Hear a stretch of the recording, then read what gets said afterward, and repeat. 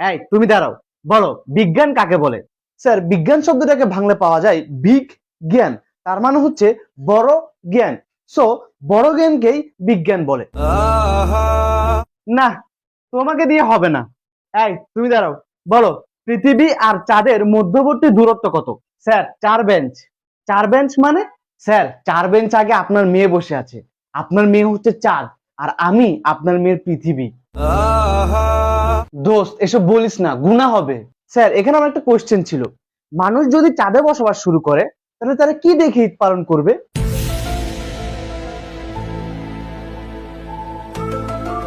দোস্ত, ঈদ একটা পবিত্র জিনিস, এসব বলিস না, গুনাহ হবে।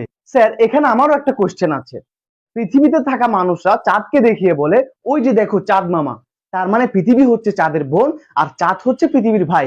এ কারণেই তো তাকে মামা ডাকা হয়। তাহলে চাঁদে যদি মানুষ থাকে, তাহলে মানুষরা পৃথিবীকে দেখিয়ে কি বলবে? ওই যে দেখো পৃথিবী আন্টি।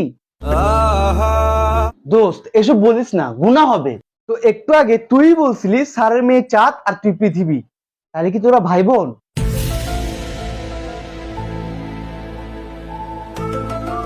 তোমাদের অনেক কোশ্চেন হয়েছে, এবার আমি কোশ্চেন করব। বলো, ডাইনোসর বিলুপ্ত হওয়ার প্রধান কারণ কি? স্যার, এসব বলিয়েন না, গুনাহ হবে। এই, ওরে ধর, ওরে আল্লাহর কাছে পাঠাই।